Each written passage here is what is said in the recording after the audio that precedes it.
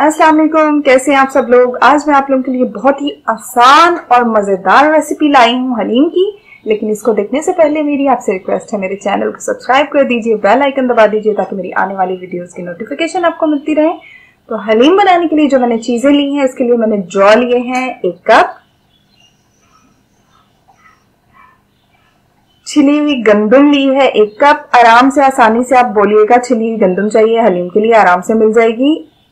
और चने की दाल 1 कप। इसके अलावा मैंने लाल मसूर की दाल ली है आधा कप, मूंग की दाल आधा कप, माश की दाल आधा कप, अरहर की दाल आधा कप।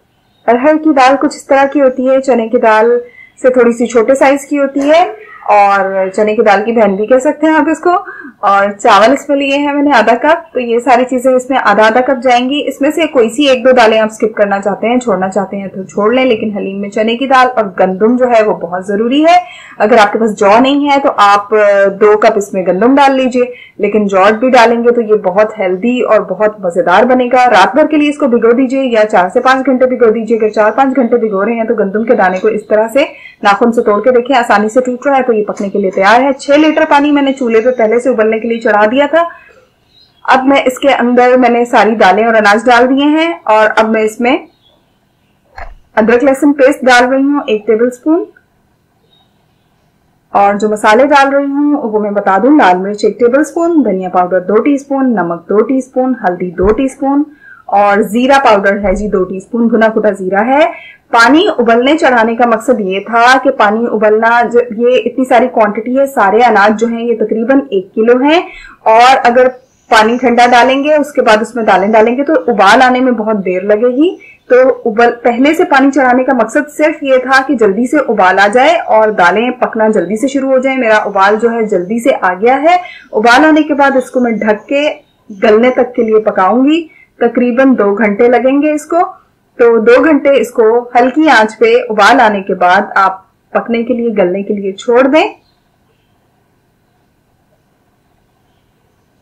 अब मैं इसको ढक रही हूँ और इसके गलने का इंतजार करूंगी। 2 घंटे आराम से लगेंगे। दूसरी पतीली में मैंने 1/4 कप तेल लिया है। आप आधा कप लेना चाहते हैं तो आधा कप ले लें। और इसमें 2 तेज पत्ते, 6 से 7 लौंग, 6 से 7 दालचीनी, 1 टीस्पून साबुत काली मिर्च और 1 टेबल स्पून जीरा, ये डाल के मैं इसकी भुनाई करूंगी 1-2 मिनट। जब ये अच्छा सा भुन जाए, अच्छी सी खुशबू आने लगे, तो फिर मैं इसके अंदर डालूंगी तली हुई प्याज 1 कप। तली हुई प्याज डालने का मकसद सिर्फ ये है कि काम जल्दी हो जाए और हमें टाइम नहीं लगे। तली हुई प्याज तलने का तरीका मैं पहले दे चुकी हूँ, इसका मैं लिंक दे दूंगी, उस पर आप जाके देख लीजिएगा। तो ये तकरीबन 1 कप तली हुई प्याज है। अगर आपके पास तली हुई प्याज नहीं है तो आप 4 प्याज लें दरमियाने साइज की, उनको बारीक काटें और इसमें इस पॉइंट पर डाल दें। और जब वो गोल्डन ब्राउन हो जाए तली हुई प्याज की तरह, तो उसके बाद आप ये नेक्स्ट स्टेप करें। इस पर गोश्त मैंने लिया है 1 किलो और आधे से ज्यादा इसमें बोनलेस है और आधे से कम इसमें हड्डी वाला गोश्त मैंने लिया है। हड्डी वाला गोश्त डालने से हलीम का टेस्ट और ज्यादा मजे का बनता है। जब हड्डियों का सूप बनता है, इसमें जाता है, तो वो और ज्यादा मजे का बनता है। तो अब तली हुई प्याज डालने से ये हुआ कि काम बहुत जल्दी हो गया। प्याज डालते के साथ ही मैंने गोश्त डाल दिया।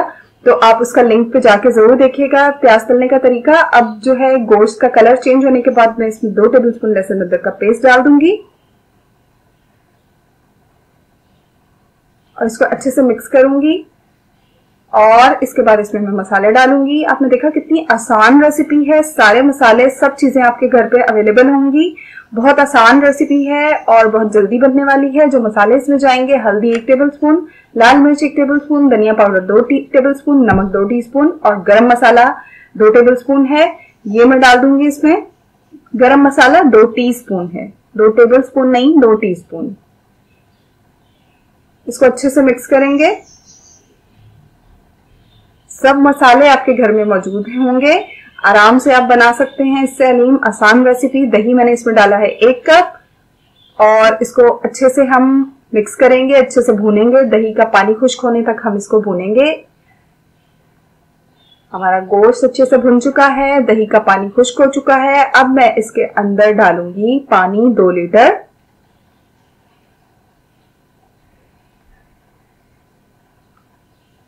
अच्छे से इसको मिक्स करूंगी और इसको जो है कवर करके गोश्त के गलने का इंतजार करूंगी। जब तक गोश्त गल जाए, तकरीबन 1 घंटा लग जाएगा इसको, तब तक मैं अपने हलीम को चेक कर लूं। 2 घंटे पकने के बाद हलीम की शक्ल कुछ ऐसी हो चुकी है और इसके आप इस तरह से इसको अच्छी चमचा जो है बीच बीच में चमचा चला लें कि वो नीचे तो नहीं लग रहा है। और दूसरी तरफ मेरा कोरमा जो है वो भी तैयार हो चुका है। कोरमे में इस तरह से पानी होना जरूरी है। अगर आप बीच में चेक करें नहीं है तो आप पानी थोड़ा और डाल लें। अब गोश्त को चेक कर लें गल गया है, क्योंकि पानी होना जरूरी इसलिए है कि ये जब ग्रेवी हलीम के अंदर जाएगी तो उससे हलीम का टेस्ट और ज्यादा मजे का बनेगा। तो गोश्त गल चुका है, कोरमा तैयार हो चुका है और अब हम क्या करेंगे, इसकी बोटियां इसमें से निकाल लेंगे और इसमें इसका जो सूप है, जो शोरबा है, जो ग्रेवी है वो हम हलीम में शामिल करेंगे और बोटियों में से हड्डियां अलग कर लेंगे और बोटियों को हाथ की मदद से रेशा रेशा कर लेंगे। इस तरह से आप बोटियां निकाल लीजिए। सब बोटियां इसमें से निकाल लेंगे हम और जो तेज पत्ता है, जो साबुत मसाले हैं वो भी निकाल लेंगे। अब हलीम को जो है रॉड की मदद से, ग्राइंडर की मदद से या आप हाथ का जो घोटने वाला होता है उसकी मदद से घोट लें अच्छा सा।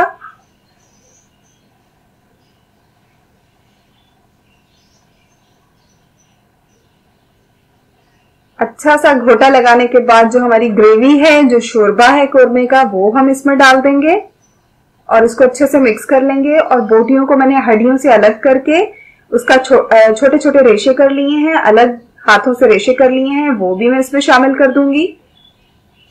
हाथों से रेशा करने का मकसद ये है कि अगर आप साबुत बोटियां डाल के और उसको उसमें रॉड चलाएंगे तो वो उसमें से रेशा बिल्कुल खत्म हो जाएगा, गोश्त नजर ही नहीं आएगा। बस हम ये इसमें डालने के बाद, बोटियों के रेशे रेशे करके इसमें डालने के बाद सिर्फ 1 मिनट के लिए इसको इसमें रॉड चलाएंगे या इसका दोबारा से घोटा लगा लेंगे हाथ की मदद से, ताकि हलीम, दालें, अनाज और गोश्त अच्छी तरह यकजान हो जाए। सिर्फ 1 मिनट के लिए करना है, आधे से 1 मिनट के लिए, ज्यादा नहीं चलाना। और फिर हम इसको जो है हाथ की मदद से 15-20 मिनट घोटा लगा लेंगे तो उसमें जो रेशेदार हलीम, मजेदार सा लेसदार, जो उसमें एक रेशा बनता है, एक धार सी बनती है हलीम में, एक रेशा बनता है, आप डालते हैं तो लई सी शेप आती है, वो आएगी। और अब हम क्या करेंगे, आधा कप तेल लेंगे और उसमें फिर से वही कि तली हुई प्याज है तो काम बहुत जल्दी हो जाएगा। इसमें जो है तकरीबन आधा कप प्याज जो है, क्वार्टर से आधा कप प्याज मैंने तली हुई डाली है। तली हुई प्याज नहीं है तो आप 1 प्याज लीजिए, उसको बारीक काटिए और उसको तल लीजिए, बघार तैयार कर लीजिए और इस तरह से हलीम के ऊपर डाल दीजिए बघार को। तली हुई प्याज की वजह से आपने देखा काम कितना जल्दी हो जाता है, कितना आसान हो जाता है। वरना आप हर दफा बनाने के लिए, खाना बनाने के लिए उसको काटें, उसको तलें तो आपका टाइम जाया होता है। आप एक ही दफा ज्यादा सारी प्याज काट के उसको तल लें। मेरी रेसिपी वीडियो के लिंक पे जाके, तली हुई प्याज के लिंक पे जाके आप इसकी रेसिपी देख लीजिए। अब हमने इसमें बघार डाल दिया है, अच्छे से मिक्स कर लिया है।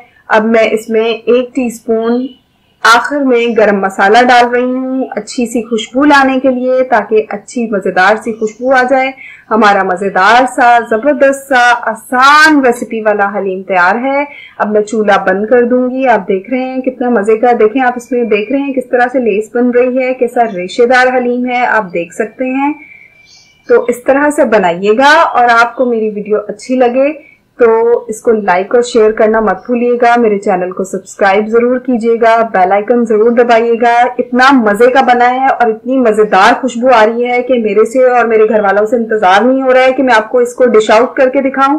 तो मैं इसमें पतीले में ही आपको धनिया, हरी मिर्चें, तली हुई प्याज, जूलियन कट अदरक, चाट मसाला, नींबू, ये सारी चीजें डाल के मैं आपको पतीले में ही प्रेजेंट करके बता रही हूँ, क्योंकि इसकी इतनी मजे की खुशबू है और इतना मजे का जायका है कि मैं आपको बता नहीं सकती हूँ। तो आप इस तरीके से बनाइएगा। ये बहुत आसान तरीका है हलीम बनाने का और सारे मसाले जो ऐसे हैं मैंने इसमें डाले हैं जो हमारे घर पे अवेलेबल होते हैं। तो आप इसको जरूर ट्राई कीजिएगा।